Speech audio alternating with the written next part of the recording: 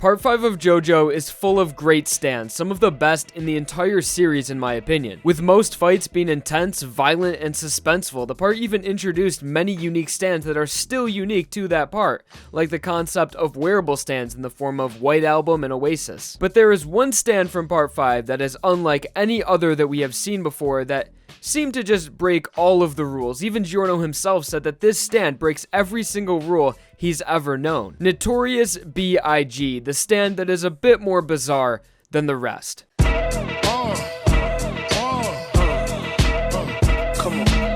Hot, sicker than your average. Pop a twist cabbage off instinct. Niggas don't think shit stink pink. The gang first encountered B.I.G's user Carne right before taking off on the plane they had stolen because Bucciolati realized that it was too dangerous to travel by land because of the enemy gang members pursuing them. And upon taking off, the gang made sure to be very cautious that there was no one on the plane or even in the area to avoid even the slightest mishaps. So after inspecting the plane and being sure that they are certain of their safety, Naranchas suddenly detected someone slowly approaching them. And after Carne disregarded a few of Mista's warnings, he was shot down and killed, but not before showing a glimpse of his stand, which was really the main reason why they decided to kill him. So getting onto how B.I.G works, it's the stand that is notorious for manifesting after its user's death, which is of course one of the most bizarre concepts for a stand yet, as one of the main rules that applies to a majority of stands is that when the user dies, the stand dies. So B.I.G is able to exist by the energy of the user's anger or grudge held from his death. But just from the nature of this stand, a few questions arise, like how did anyone even know if Carne was a stand user if his stand activated post-mortem? I assume he acquired his stand from Popo's trial like almost every other gang member, but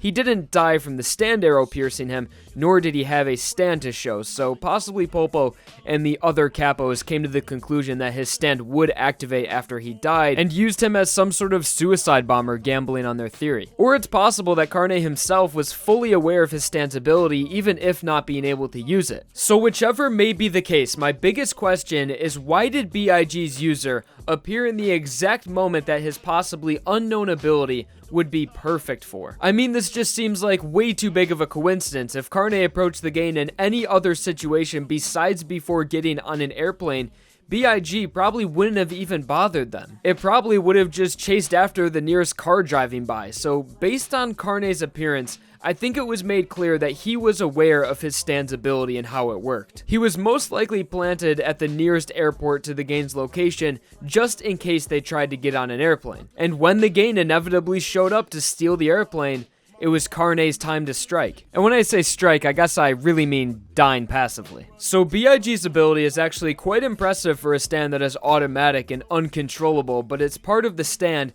not having a user that actually grants it some of its incredible abilities, like just having infinite range. So starting with probably the stand's best ability, and it's the fact that it's immortal, it can't die. And it's not like you can just go after the user like how most stand users tend to deal with powerful stands because, well, he's dead. So the stand just seems to be able to regenerate or remanifest itself out of nothing because the stand has been destroyed multiple times, but it just always seems to come back even after being thrown out of the airplane. And the way the stand always comes back is due to its method of action and direction, its movement detection.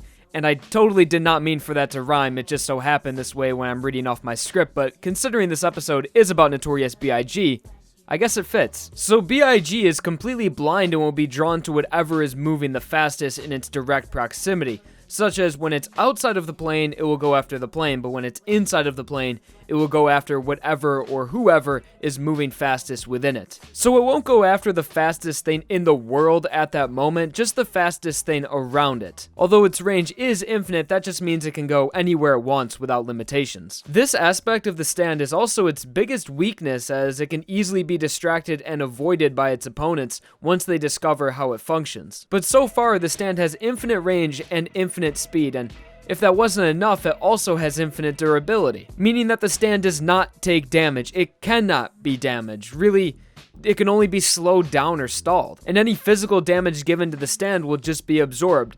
Quite literally, B.I.G. will absorb objects, people, and even other stands. The stand also seemed to have some sort of controllability to whatever it was attached to, at least when it was in its smaller form, as when it was attached to Giorno's arm, it was writing out his thoughts onto the wall. I think this whole situation was just to add to the bizarre factor and confuse the readers and Giorno even more while our suspicion was high. So really, that's Notorious B.I.G., a truly unbeatable stand. Once the Gain eventually escaped from it, it just fell into the ocean along with the remainder of the plane and just remains in the ocean, chasing fish and waves, but will sometimes attack nearby ships that are moving faster than the waves, and for this reason, the place where Notorious B.I.G. landed was named by sailors the Tyrrhenian Stomach. So really, the Gain never defeated B.I.G., all they did was escape. But we really don't have to worry about B.I.G. that much because he really wasn't plot heavy at all, and Araki himself has even stated that the only reason this stand existed was to give Trish an opponent to fight against to manifest her stand. And I suppose Notorious B.I.G. was a great opponent to have go up against Trish and Spice Girl, because Spice Girl's softening ability was really one of the only ways to prevent objects from being absorbed by Notorious B.I.G. So yeah, Notorious B.I.G., one of the strongest stands in the series, no doubt.